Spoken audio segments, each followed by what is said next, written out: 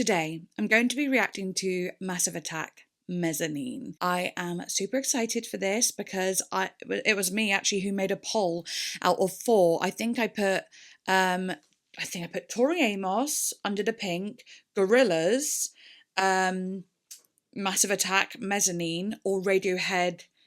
Which one was it? Was it what Radiohead was it? Was it Kid A? I can't remember, but it was a Radiohead album. And Mezzanine actually won. I'm super excited because I love a bit of trip hop. I really do. I grew up listening to a lot of Portishead, and I did listen to some Massive Attack songs such as Teardrop, but I remember we had a tape player, and that was the one that was on the tape in the car. I mean, I didn't really hear a lot of other ones by Massive Attack, but my parents did play Teardrop a lot. So I know that one, and I think I also know Angel as well, because who doesn't know Angel? It would be a bit crazy if I didn't know that one. But I thought I would go with some sort of like a 90s metallic vibes here with the makeup today, and I've already got like a 90s style haircut as well. So yeah, I feel really good. I don't know what it is about that 90s glam, but it touches my soul. I always feel the most sexy, the most beautiful, the most me when I've got a 90s glam on. And I don't know if that's because I'm a 90s baby, but it could be. And I mean, I did grow up thinking like watching all like those 90s and early 2000s films, so yeah, maybe it's just that nostalgic feel. I don't know. We're not here to dissect that though. We're here to dissect and review and react to Massive Attack. Okay, so if you would like to see this video completely uncut, that means like all the music doesn't have any chops in it, then you can go over to Patreon. The reason that it's chopped up on YouTube, if you didn't know, is for copyright reasons. Some people don't like it, some people don't like the way it's done, but you know, everyone does it a bit differently and you can't win everyone over. But I hope that you'll stick around if you don't mind it, and just to hear what my reaction is anyway. If you want to go listen to the album, you can go listen to the album. But if you want to hear what I want to say, stay here. Stay with me. We're going to have fun. Literally, it's going to be so much fun. I cannot wait. I also reckon it's going to be quite chill. I hope so. It is the evening and I've had a massive migraine-y, stuffed up, facey, sinus headache all day. So I hope that this is going to make me just like feel like, the evening's come and it's all sort of depressurized, which is nice. So I'm hoping it's just going to be very awesome with a little bit of intensity, of course. Of course. Do become a patron if you want to see it all uncut. It also is like pretty much my only monetizable page. Sometimes I get monetized on YouTube, but rarely.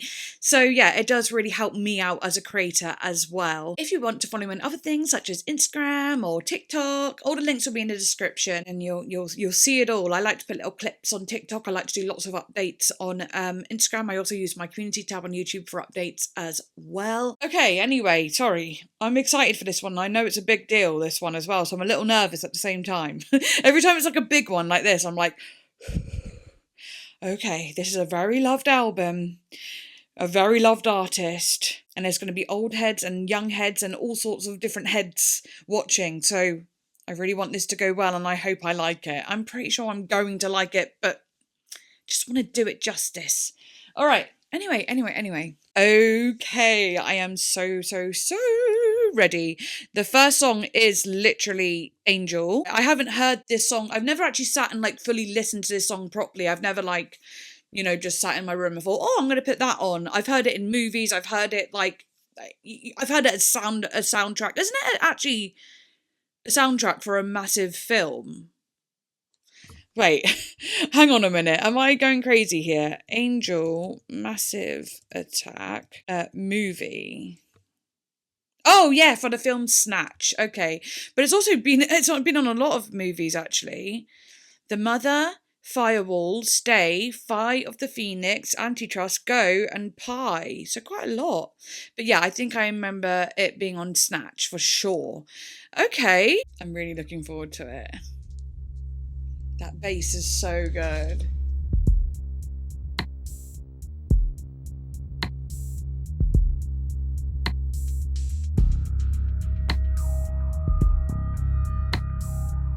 Okay. Might need to even lie back a bit and relax.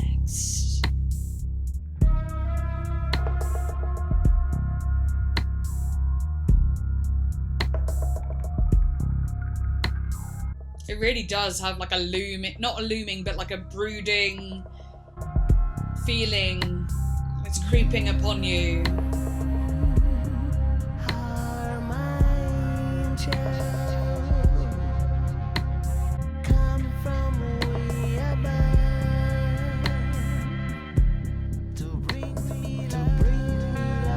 Wow, that delay. It's definitely got the trip and the trip hop. And obviously it's got the hop and the hip hop too. Those drums. She's on the dark side.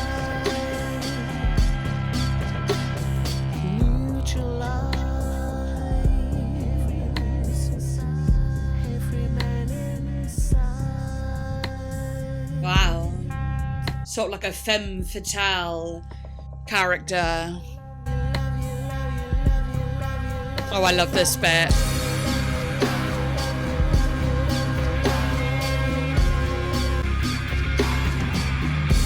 It reminds me a little bit of like the Dirge. Just in the way it makes you feel. That same sort of dark, emotional sort of sound building.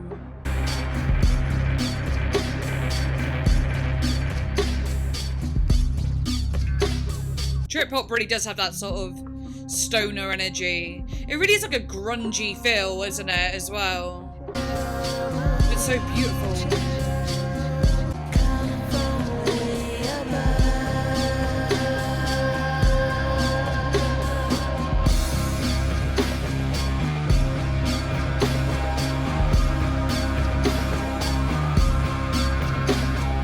I love the little details that have that industrial feel.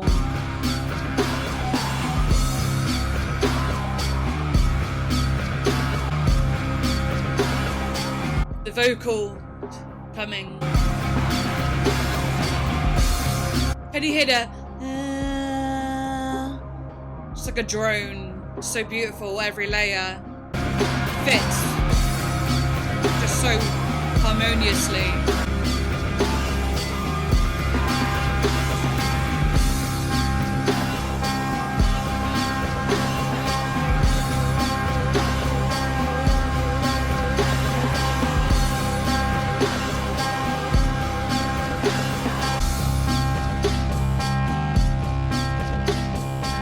Love that.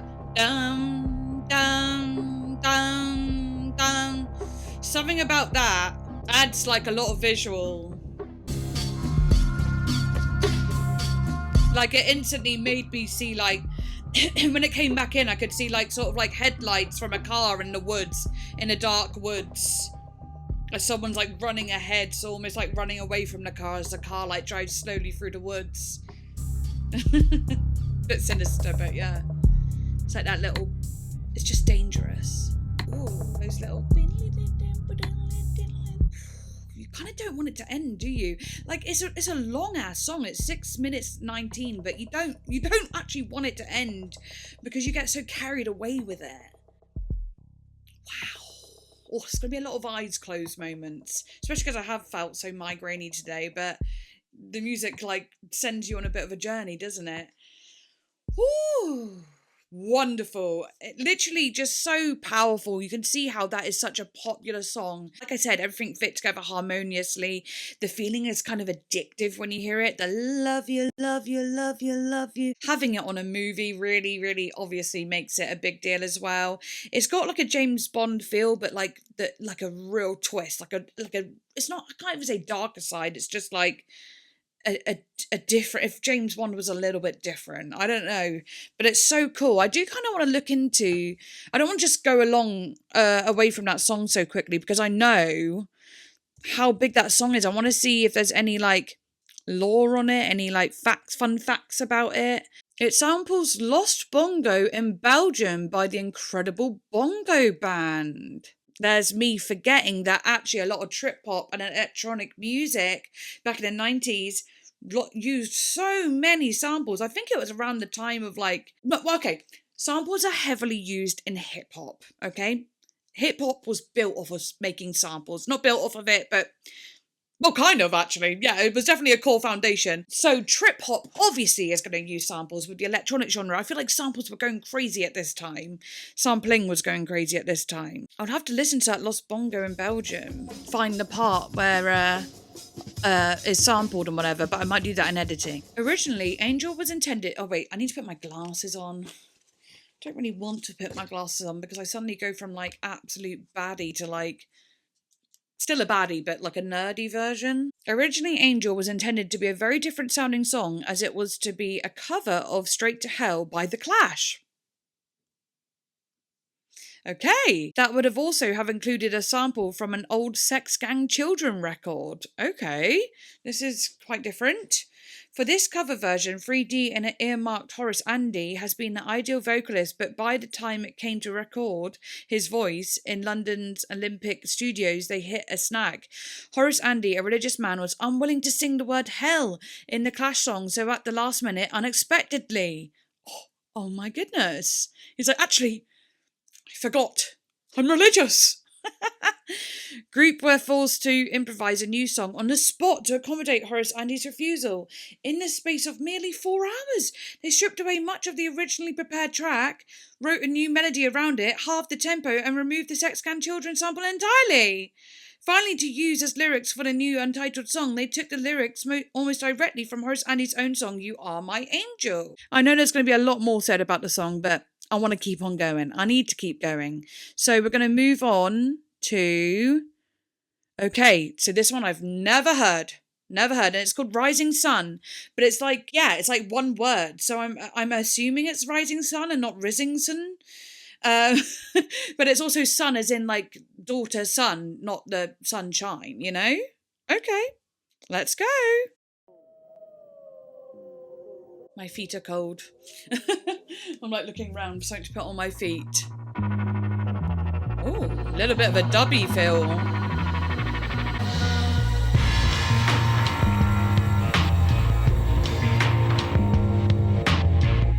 Wow. I love that industrial sort of feel again. I seen you go down to a cold mirror. Check it by the signs in the corridor. You're on my way through the club maze. We would struggle through the dub days. Dub days? I immediately said, it's giving me a dub feel. I see myself an Arab on my lover. It's how you go down to the men's room sick. See me run, now you're gone. Dream on. Wow. Wow.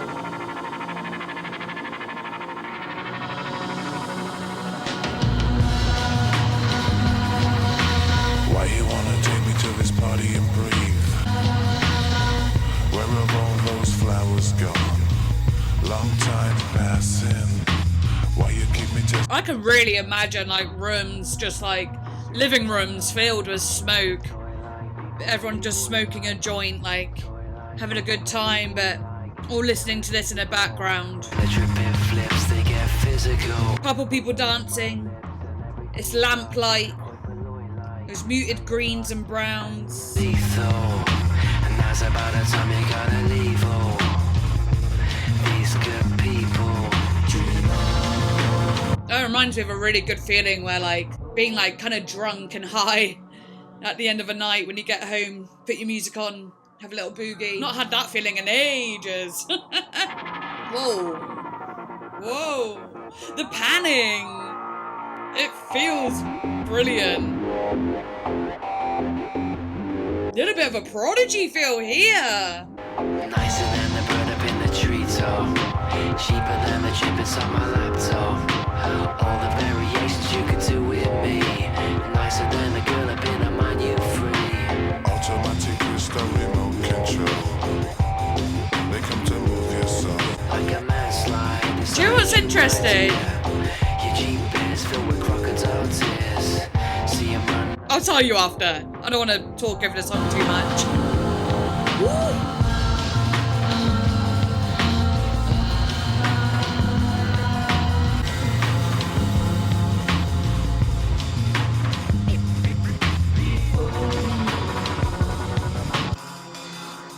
I love those vocal moments. Dream on.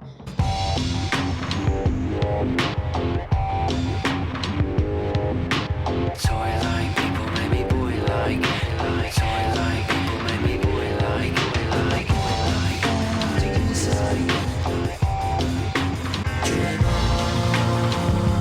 Oh, can't get enough of that.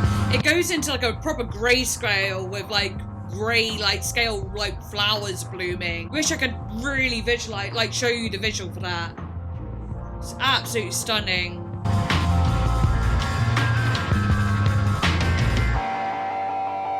Whoa. When that dream on bit happens, I quite literally see like a white background and like a paintbrush like a stroke where like it's like darker on the bottom and like goes up to like pale, so it's like dark and then through the greys to like white in one brush stroke.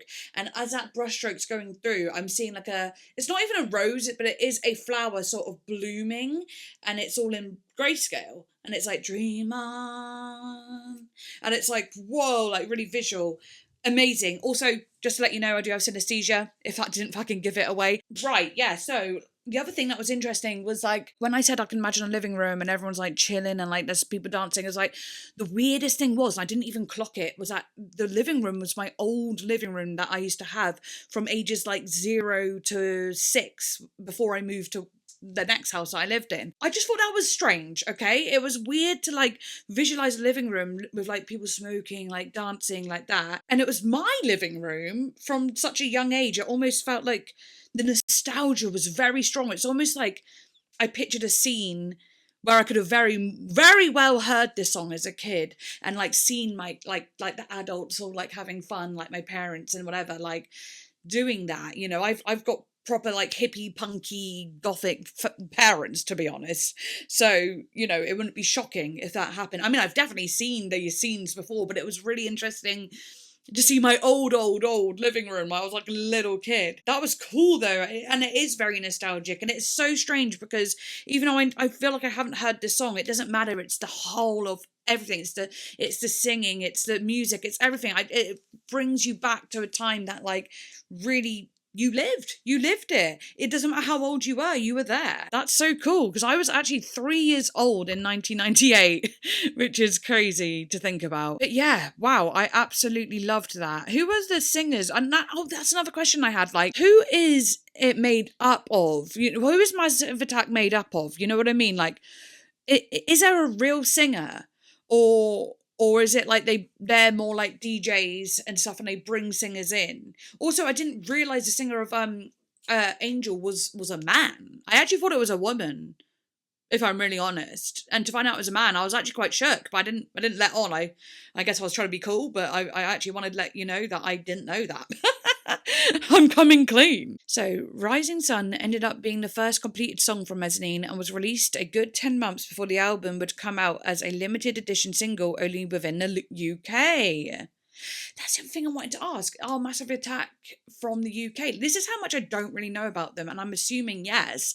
I mean, even the way they were talking, like, I instantly thought of the film like Train Spotting and Human Traffic, which are like old sort of rough around the edges films that are UK based. So yeah, it gave me a real, it was nostalgic just because of like the accents and the talking as well. The single was released intended both to serve as a preview to Massive Attack's long-awaited third album, as they came to the conclusion that the album would not make its original 1997 deadline, and also as a promotional tool for the 1997 tour. Okay, anyway, next one, Teardrop, which I absolutely do know. Have not heard this in a very long time.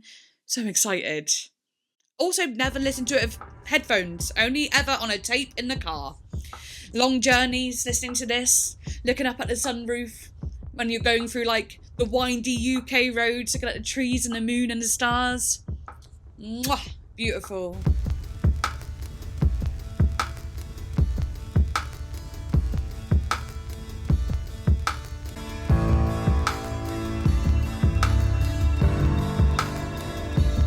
So beautiful.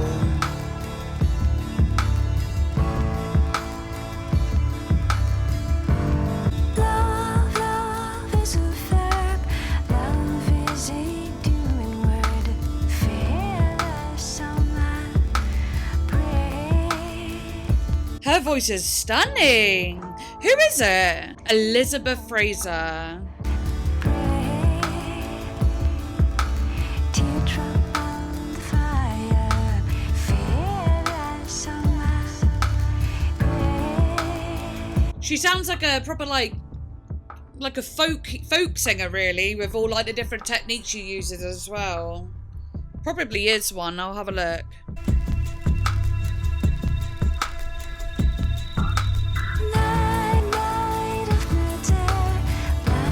Oh, she's from the Cocteau Twins. I've heard a few of their songs now. Okay, that makes a lot of sense. She's Scottish. Yeah.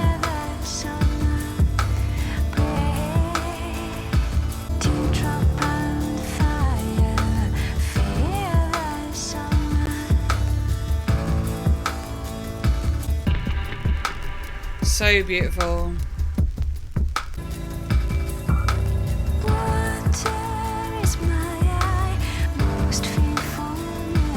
Her voice is just so clear.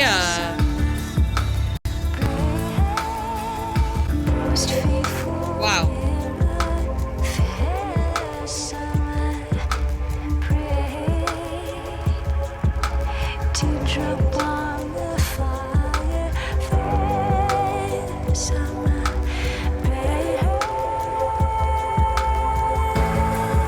Wow, I would love to hear someone sing like that nowadays. You don't really hear a lot of voices like that now. I mean, I haven't. One of a kind. You know. Yeah, you know, yeah.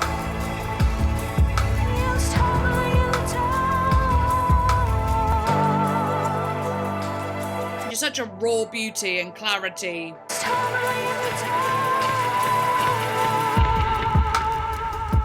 Whoa. The only other ones, like, people I can really think of, like, you know, it used to be like Sinead O'Connor, you'd get Enya, just with those very clear, beautiful, pure, glassy vocals. With power too, you know?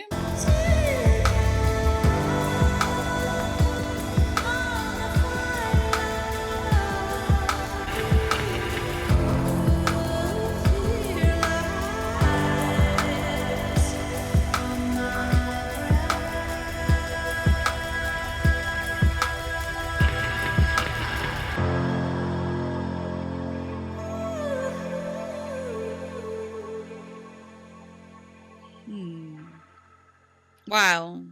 Yeah, like my vocals are just like, obviously couldn't help but do a little bit of an outro there talking about all the singing, made me want to sing. But my vocals are very different. Like, of course, yes, I can go into a vulnerable tone or a sweeter tone, but like they would never have that natural, and this isn't a diss against me, it's just a more of like a how wonderful that all our voices are different sort of speech. It is just crazy to me hearing someone that has such clear, just beautiful, like glassy vocals that just come out so like pure. Because I always feel like my vocals would have like a bit of filth to them. They feel messy and sort of dirty. They feel more dense in a way, but also like, or if not dense, then wiry. I'm not really making them sound very good.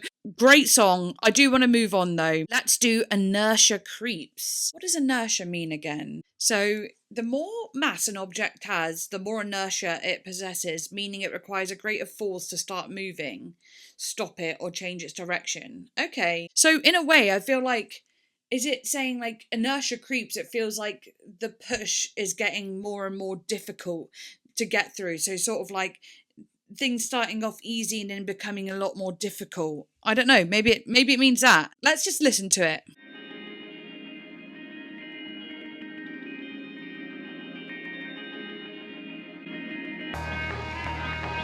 Was not expecting that. Ooh, it's a little bit scary. Okay. Wait, it's getting a bit more fun. Definitely chaotic though. Oh! Oh! Wow!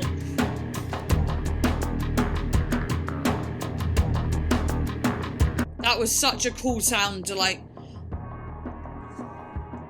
Yeah, sorry, I had to pause because I just want to say like that was such a cool sound because it was so like meshy and like distorted and like sort of, you know, very, very grainy, and then it came in with this very full drum that sort of like hit from the bottom to the top of a room, like it was like doo doo, and it felt so like it held all the space but gave space as well. It was so good.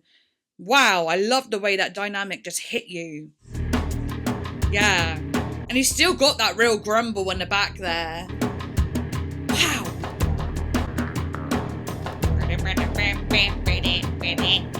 I like that. Recollect me, darling, raise me to your lips. Two undernourished egos for rotating hips. Hold on to me tightly, I'm a sliding scale. Kinda enjoy, then you can inhale. Surrounds me, though I get lonely. Slowly. Yeah, moving up slowly. Inertia creeps, makes sense. Creeps, moving up slowly. She comes. Moving up slowly. She comes. Moving up slowly. Moving up slowly. She comes. Moving up slowly.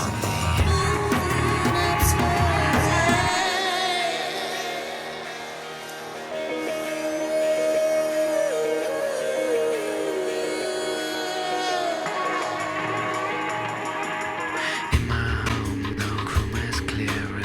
When you found my irritant itching, being here before, being here forever. Moving up slowly, and the shit keeps moving up slowly. Moving up slowly. Moving up slowly. You can really hear some sort of like maybe like Arabian or Indian sort of inspirations. And also the drums have a bit of a tribal beat to them. Very spiritual. Room is still my itinerant you. Nylon burns a best with two. Gravity zero, see me slow. I bounce off floors, there's my footing and flow. Killing me sweet now.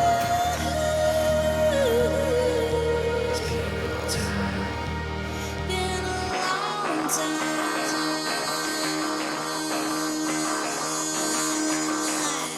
I wish I could hold that note for like 30 seconds, you know, like 1 minute, and just keep it going.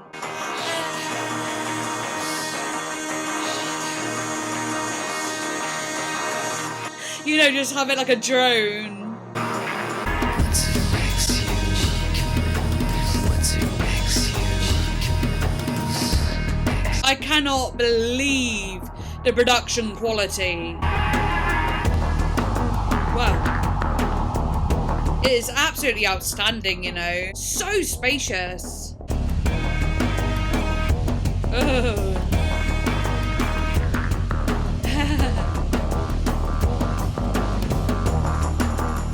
Wow. Touch your radio waves, Inertia Creeps, and she comes. See, she comes. Woo! Wow, absolutely fabulous. So good. Just so good. Inertia keeps moving up slowly. I love that sort of vocal as well. Probably like, yeah, she keeps. Yeah. It's got a real like cinematic feel to it, that and storytelling, like narrating sound, and again nostalgic. I mean, how many times am I going to use that word? Oh, it says here, Massive Attack's sex song. Oh, interesting that it's a sex song. Like, I guess I obviously wasn't following it all properly, all the lyrics and everything. I'm just singing along, vibing with the sounds. That actually is interesting, that spiritual sort of sound. And maybe it feels like very connective, like two people becoming one, you know? Massive Attack's sex song is, it says is sex song in quotations too, in a strange twist of fate about 3D's relationship, which had ended at the time. A proto version of Inertia Creeps was originally written by Massive Attack and given to Manic Street Preachers to be sung by the rhythm guitarist and lyricist Richie Edwards in early 1994. Since Edwards had a reputation for being volatile and unpredictable, Massive Attack were unsure on how receptive Edwards would be to the song. However, to their surprise, Edwards was enamoured with Inertia Creeps and recorded a version with Manic Street Preachers. This version was shelved until 1998 when it appeared on the single release of Massive Attack's version. Okay, here we go. After taking a short break in July from 1997 tour in Turkey, Massive Attack would return to Bristol. Okay, so a Massive Attack also from Bristol, because I'm pretty sure... Wait, are Portishead from Portishead? Wait, where are Portishead from? I thought they were from Bristol as well. Yeah, they are also from Bristol. Wow, two massive trip-hop bands coming out of Bristol, UK. Come on now. Get on, Bristol. Bristol just is that city. She is that bitch. Massive Attack will return to Bristol with cassettes of Turkish music, which would be the inspiration for what would eventually become Inertia Creeps. They use a Manic Street Preachers track from 1994 as a basis to hang the Turkish sample on. Yeah, and I was saying it had like a bit of like a Middle Eastern, Indian sound, but obviously Turkish too. I can never think of how to name that sound, because obviously there's many areas that do versions of that sound. It's just a spiritual sound to me, is how I like to say it. It's spiritual and it's a little bit trippy. The Turkish music was overheard by Massive Attack at a belly dancer club in a Turkish city, Istanbul. And the very percussive nature of it piqued Freedy's interest immediately. The lyrics for the song had already been written several months before, and the Turkish music backing track would serve as an appropriate musical canvas for his thoughts on one of his own personal dysfunctional relationships he had in the past. Very, very cool. Okay, moving on. The next song is called Exchange. Let's go. Exchange. Oh.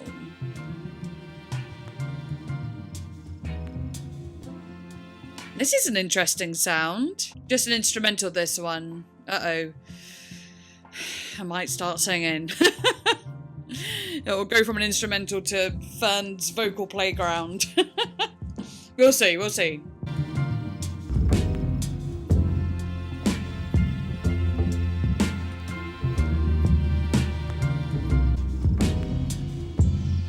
Ooh, nice use of the EQ filter.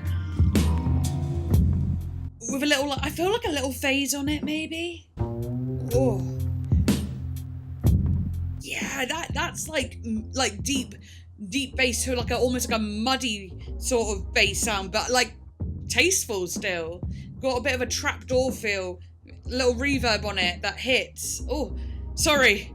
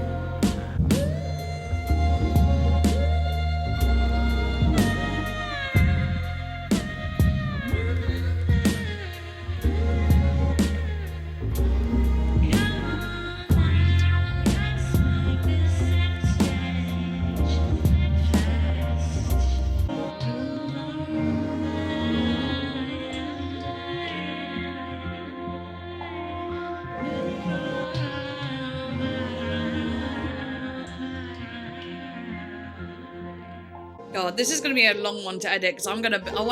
Whoa! Ooh, what a strange little ending.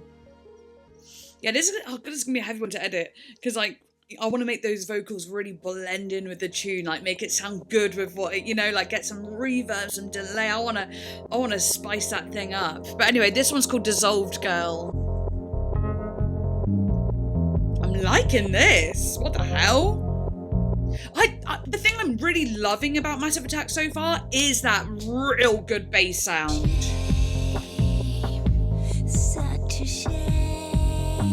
Oh, I like her voice. I think I can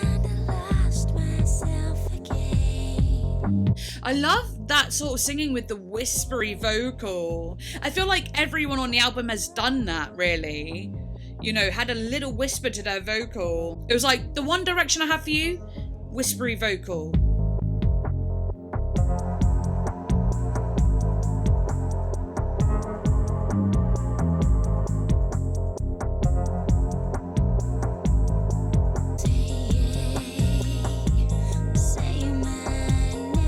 Okay, now this is really sexy.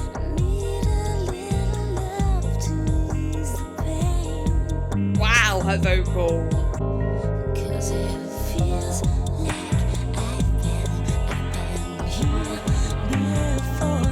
Her voice. She has got that sound. I'm looking her up. Sarah J. Hawley. Wow. Looks like she's a kind of like a...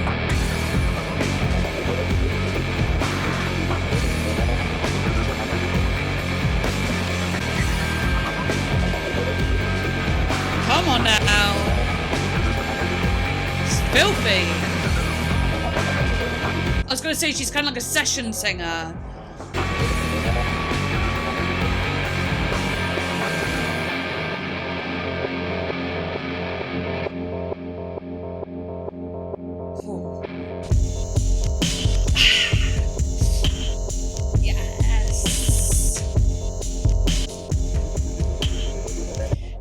A shoulder shimmy. Like throughout this song I've been having a little shoulder shimmy moment. It's that beat.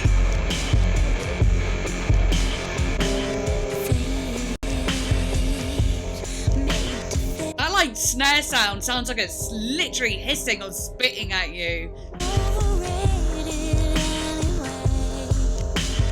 You know?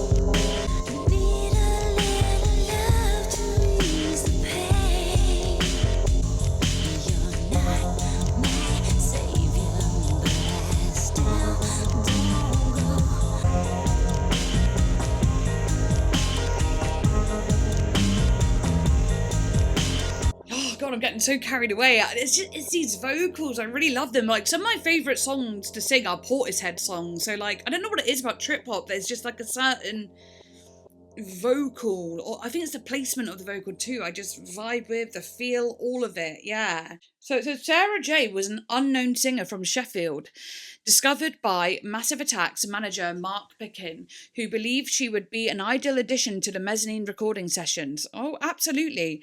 Dissolved Girl was originally conceived and recorded as an early demo version, which would eventually be heard on the Jackal soundtrack.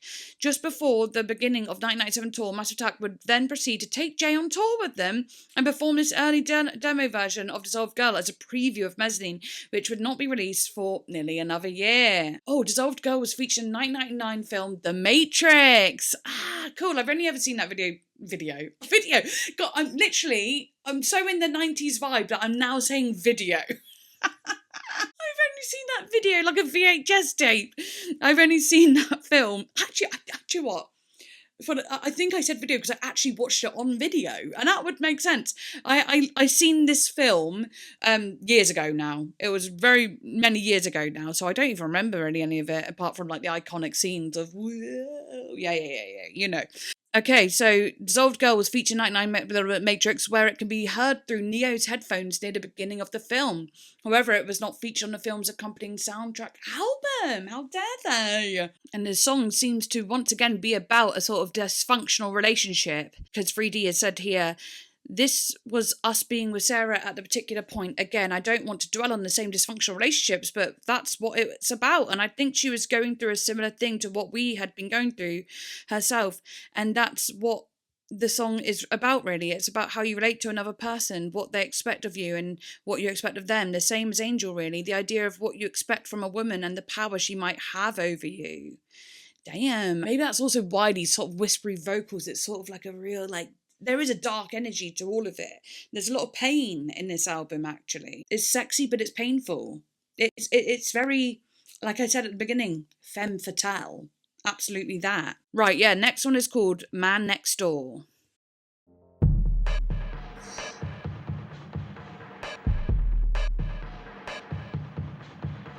whole album really does have that like femme fatale feeling. Like I know I just said that, but it is like that Black Widow, succubus, really strong witchy feminine energy.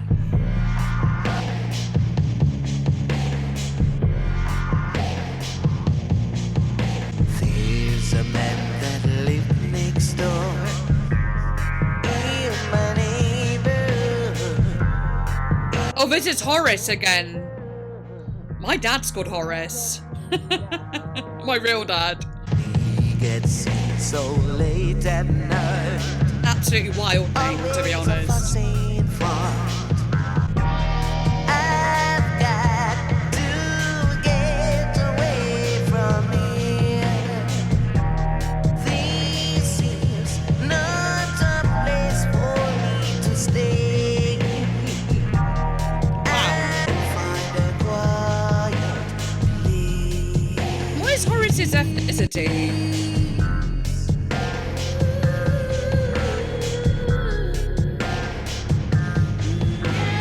Hear the bats and pants they fall. Yeah, he's a black guy. I kind of felt it. I felt the Jamaican feel as well. And he does say Jamaican roots reggae songwriter and singer here. Always a fussing fight. Always a fussing fight. All through the night. Wow. Get away from me. This is not a place for me to stay. I love the reggae elements. There's been a couple songs with that reggae dub element. Very cool. Love that. And find a quiet place.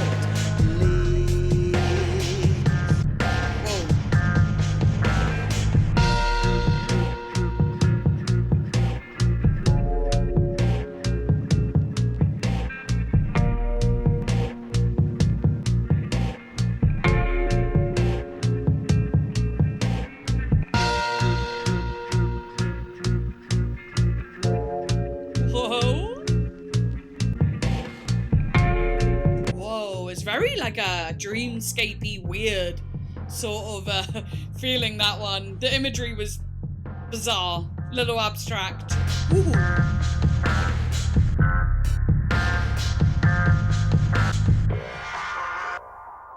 Oh, the pan! That live next door in my neighborhood, in my neighborhood, all through the night.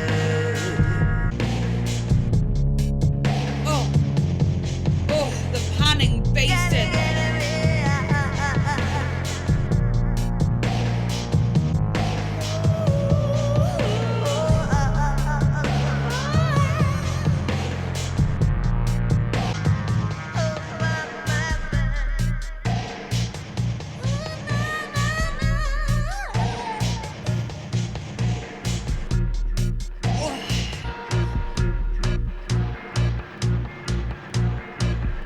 Whoa, this one is really strange.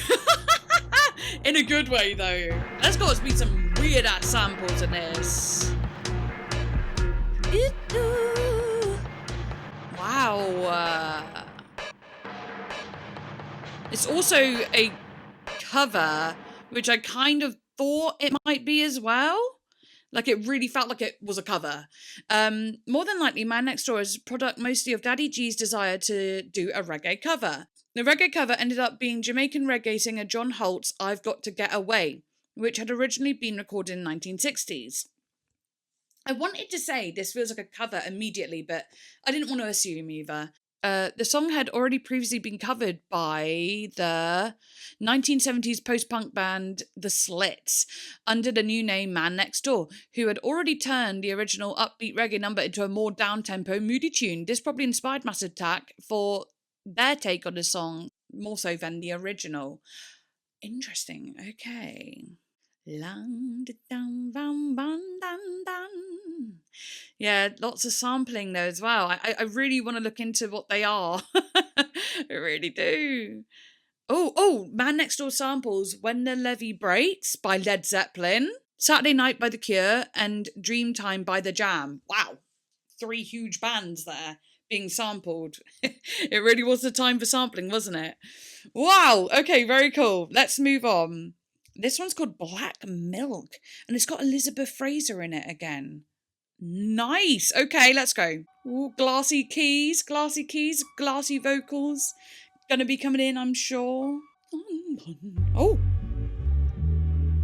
Ooh, nice little rolling, sort of like dust ball vape. Bass. Oh, so dusty. Can hear that record sort of crackle as well. Record player crackle.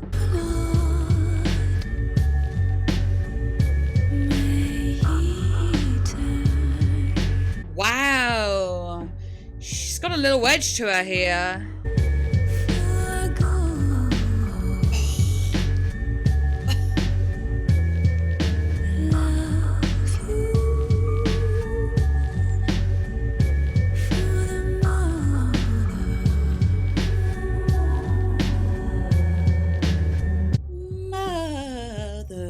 So gorgeous, what the hell?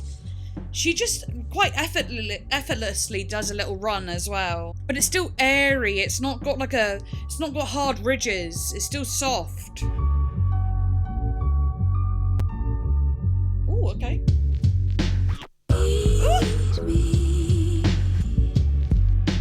This has got super sort of grungy trip hop feel. Sort of like, we're on like that indica weed. Sort of sinking into the sofa. Yeah.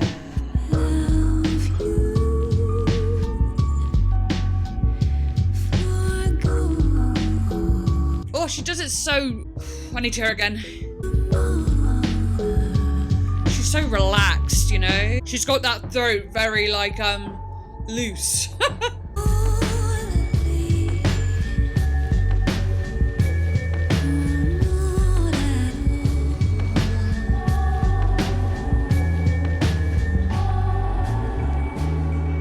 Wow, choral even here.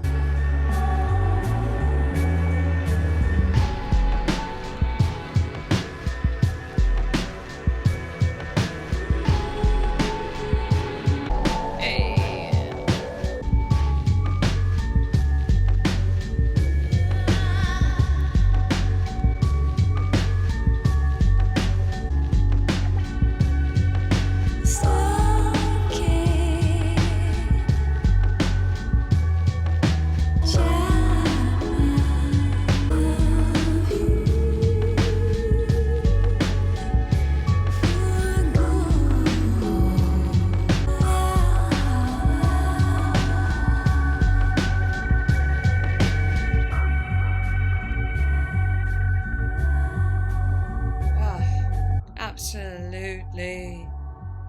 Whoa. Come on, take us out with that outro. Really feel the hip hop in this one.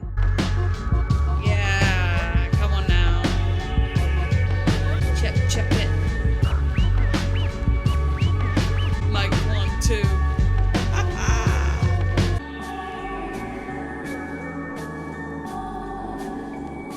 Yeah, I can actually imagine someone doing like pouring quite a sick rap over that one. You know, I can really imagine a hip hop artist taking, you know, sampling that whole song, or even, you know, saying, can I have that song, and just do a full on rap over it. Definitely can see that. Definitely. Says here, unaware 3D, however, was that Daddy G had used a sample of an old Manfred Mann's Earth Band track called Tribute, and had failed to get any sort of sample clearance for it. See, this was a big thing of the time, getting clearance for samples. While Massive Attack had used uncredited samples before in their work, this Manfred Mann sample was a very blatant rip-off of the original song, sampling at 120 bars out of 128 from the original source, with the drum pattern, hi-hat, and the bass line being identical. Both Daddy G and Neil Davidge had convinced 3D that the sample was not noticeable and would go undetected. Unfortunately for Massive Attack, the sample did not go unnoticed, as a German fan of Manfred Mann's reported to him towards the end of 1998 of Massive Attack's unauthorised use of his song. What a little snitch. This led to him claiming damages of £100,000 from Massive Attack, and even trying to get an injunction to stop sales of Mezzanine. Stop sales of the whole album? Come on. Get off your high horse. Seriously. Okay, fine. Like, I get it. I do. But also, like, yeah, maybe a simple, like, oh, do you mind if we use this would have helped. But, okay, that's a little too petty for me. In the end, Massive Attack managed to settle amicably, out of court with Manfred Mann, but details of the settlement were never made public. This debacle was with sample clearance issues and copyright infringement was among the reasons, both artistic and financial, which would turn Massive Attack away from using samples on their next album, 100th Window. Wow, so they actually don't even use any samples on their next album. What a huge change. Yeah, the same thing happened with The Verve, right? Dun, dun, dun, dun, dun, da, la, da, da. Bittersweet Symphony. I think it was like a Rolling Stones orchestra. So like a Rolling Stones, there was an orchestra for Rolling Stones, and like that came from that. Oh God, terrible way of trying to explain something. But yeah, The Verve basically used the whole like orchestral like melody and everything from the orchestral Rolling Stones song. Oh my God, I don't know how to explain that. I'm missing some words there, but you know what I'm trying to say, hopefully. Yeah, that was a big one. But damn, what a sick song. All right then, let's move on though. This is the title track, Mezzanine. Let's go. How many songs do we even have left? What? We've only got... Wait, sorry. We've got this one, and then one more, which is Elizabeth Fraser again. They've got 3 tracks with Elizabeth Fraser. That is sick. And then it says Exchange again, but in brackets. Is it sort of like another version of Exchange? Is it like a sort of deluxe track? We'll find out when we get there. But anyway, Mezzanine. Mezzanine being the pinnacle track is interesting. I quite like that. I want to hear it. Let's go.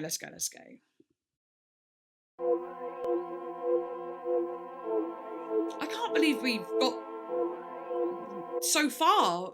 I mean, it doesn't feel like I've been sat here this long is all I'm trying to say.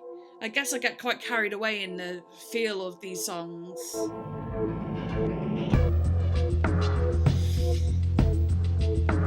Okay. I like that.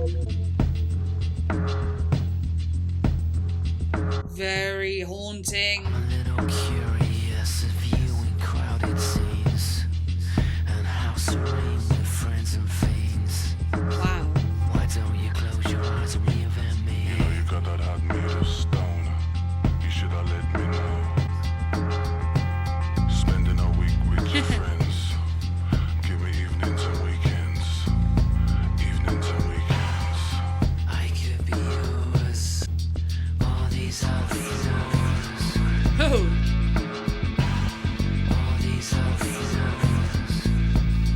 I like that, changing the length of the bass notes in those parts. We've got this real solid legato feel, and then turning them more rhythmic is a nice touch. Or changing the rhythm of them, I suppose. Not thicker than water, not thicker than mud. And the AK thought it does. Yeah.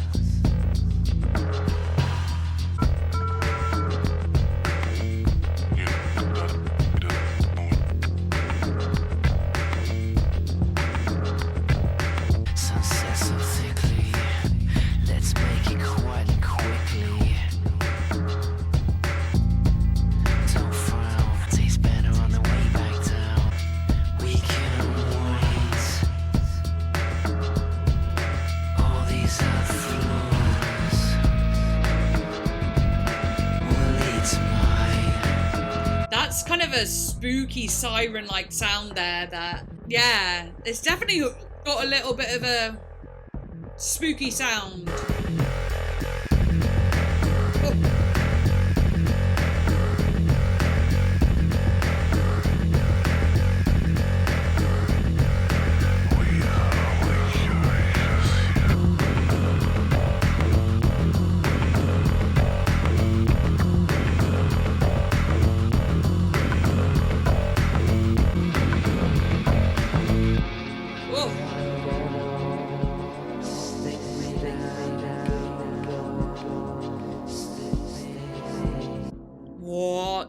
is this creepiness?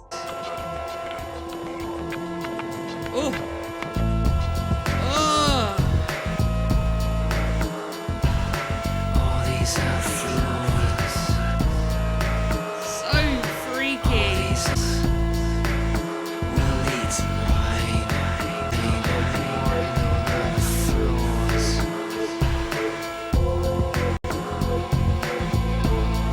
We cannot ignore the flaws. Whoa. Interesting.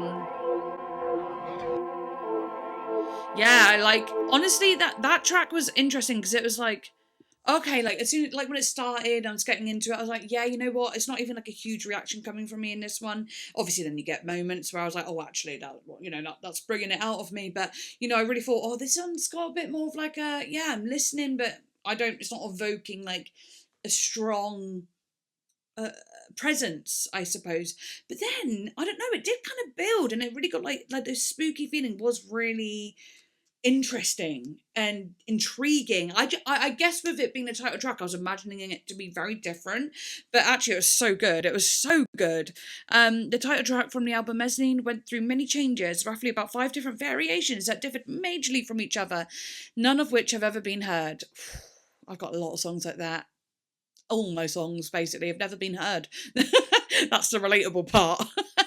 Throughout the production and mixing stages of the album, gradually Massive Attack became frustrated with the song during the mixing process and settled on the way it sounds now, not ultimately being satisfied with it, but being forced to stop working on it.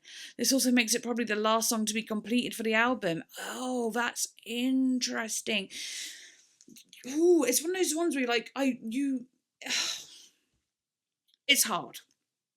When you're trying to like produce something, program and whatever, and do that with music, you get to a point where you just have to put it out. And I never get to the just put it out stage. I really don't. I get so annoyed with it that I just give up completely and ignore it. And I'm like, oh, whatever. Can't be bothered anymore. But I hate that feeling so much. Actually, it's kind of depressing and like frustrating, and I don't know, it actually takes me to like a really sort of like drained place. I think I focus way too hard on it. That's why I don't know, producing music's a bit of like a funny thing for me. Like I like it, but I also kind of hate it, and it's almost like this tug on me that I always feel like I should be producing more music and doing it. I listen to so much music, I sing, I know how to do some production stuff. Like, why aren't I doing it? But there's a part of me that's like, I don't know. I'm too. It's not just self-critical, but it's like my ears are too. I don't know whether they're too sensitive or what, but it's like, I don't know. I get too locked into a point of like no return. It's a very complicated process for me. It's like a sort of darkness that lingers in my life, if you know what I mean. Where I'm like, I should really put out an album. I'm getting old, and then I'm like, no. I don't want to. I like listening to music. I like singing covers. I like making music like with friends or whatever. But I don't know. I just kind of leave it be. And it's hard though, because when you listen to music like this, and in my head I go, I'd love to make music like this, and I'm like, yeah, but it's not that simple. It's not that simple. I would actually be really anal about it, like most people are. But I feel like I can't take it. Maybe, I don't know. One day there might be a miracle. I get it. I do understand that process, but no, it worked out really cool. All right. Okay, now we've got Group 4, which is the last song, I guess, but then we got Exchange in brackets, so that's the last song, but I don't know what that one's going to be like yet. So let's do Group 4. Oh, that sound. Like a whirring sound. Oh, it's like lemonade.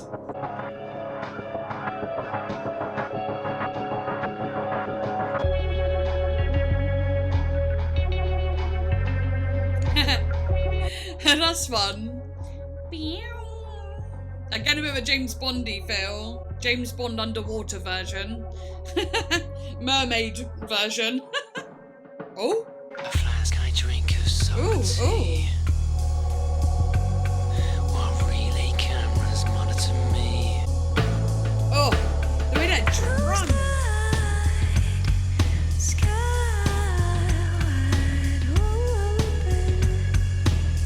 Wow, really freaky.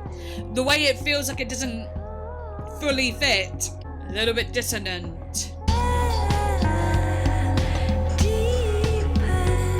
Ready to sing. My sixth sense peacefully placed on my breath. Theatrical in a way, but also got like a little Spanish touch to it as well in the vocal there, the melody. Advertised, I reinforce my sovereign parts as advertised. Interesting lyrics. See through me, little glass Lord. Ready to say, my sixth sense peacefully placed on my breath. Wow. Mesmerizing.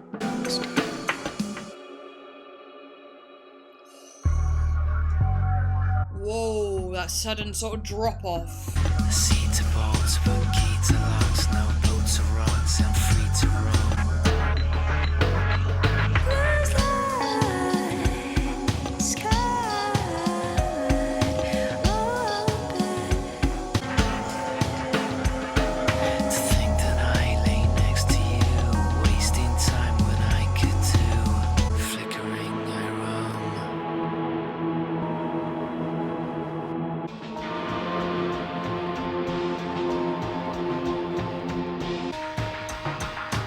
Oh, the tension.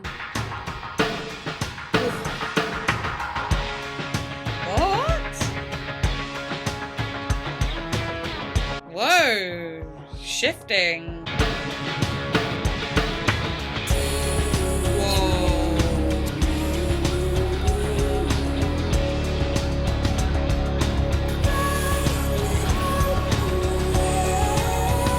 I love this shift.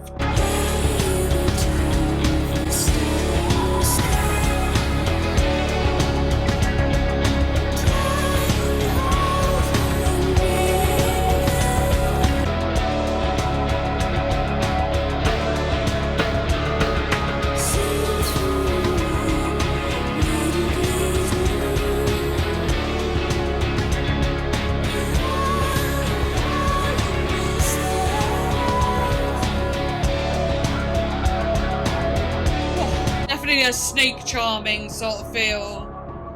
And I am the snake, of course.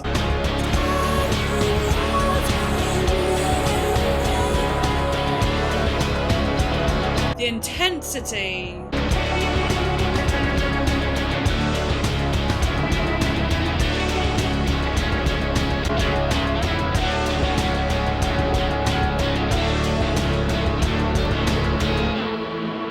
Whoa.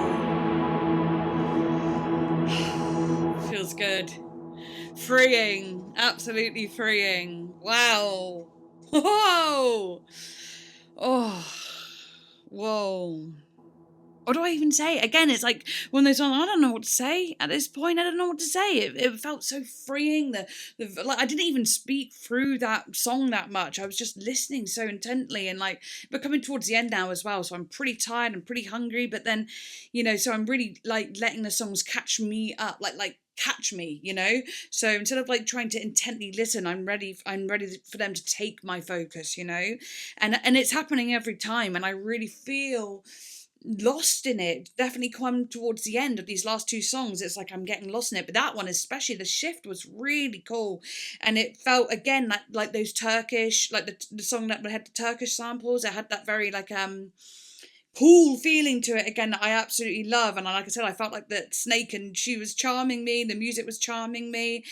I love it when that happens with a song. I just love to feel like that snake being charmed. I'm like, I'm mesmerized, I'm here, woo, take over me. It literally feels so good. And that's what I mean by so freeing and liberating, just like But yeah, I am going to move on now to the last song, which is Exchange. I'm so curious about it. I'm like, I got to move on right now. So yeah, let's go. With Horace Andy.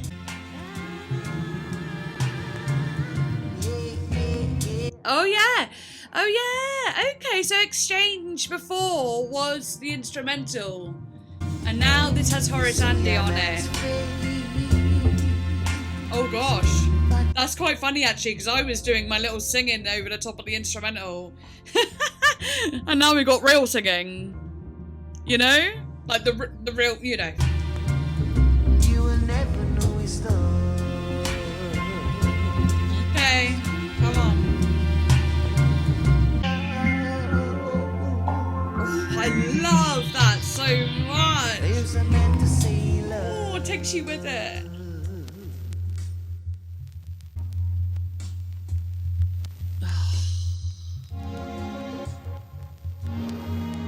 For your heart is your heart.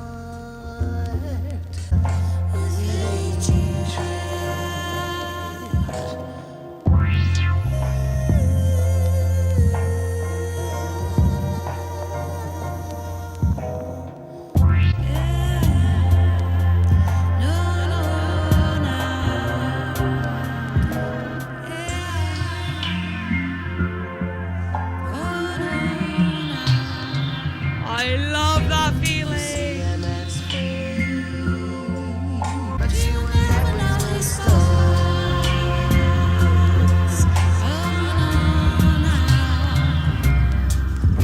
You see a man's face.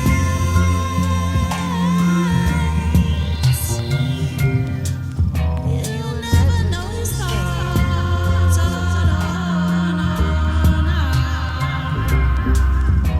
Beautiful. Wow, I really, really, really like it with him on it. Oh, and it's an Isaac Hayes sample. Makes so much sense. So much sense. Love a good Isaac Hayes vibe. Like, walk on. Wow. So freaking cool.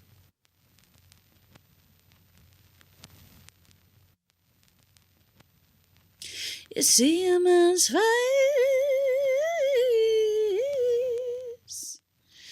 but you will never know his thoughts.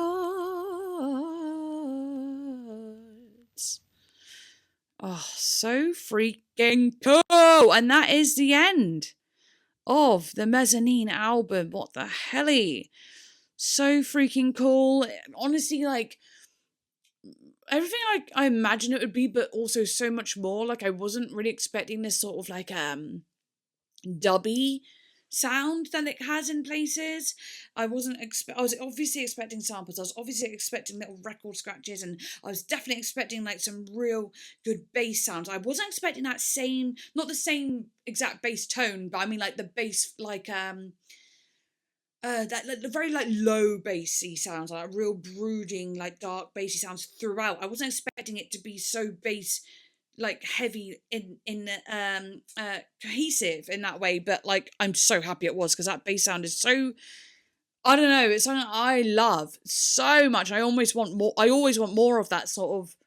I just love a good bass. I love a good drum and bass. You know, I really do. I don't like drum and bass music really, but I like a good drum and bass. But I wasn't expecting like that sort of, it kind of reminded me of Sneaker Pimps in the vocals as well. Very Sneaker Pimps. I really like them too. And it was giving, well, I didn't expect so much songs from Elizabeth Fraser as well. Beautiful. I didn't even know she was from Cockatoo Twins, which is Cockatoo Twins. I never know how to say that. But yeah, so that was cool as well. Yeah, I don't know. I'm so tired now, so it's like hard for me to eat. Literally, I could barely think. So yeah, in editing, I guess maybe I can do a voiceover if I need to, but you know, do I really need to? You saw how I was feeling. I don't know what my favourite is yet at all, but I really just know I loved all of them. But I really know I loved all of them. I really do. Wow, I cannot wait to hear this again. I can't wait to edit it, even though I've done a lot of singing on this one. But yeah, good times, good fun. I really hope you enjoyed. Do like, comment, subscribe. I always forget to say that. I'm always like, yeah, go join a Patreon. Yeah, join my Instagram, join my TikTok. But I never actually say like, comment, subscribe, even though that's like genuinely so important for the algorithms. Duh. And it also shows me that you actually enjoyed the video. It means a lot. So yay, thank you so much for watching. I really do hope you enjoyed, and I shall see you next time. Bye.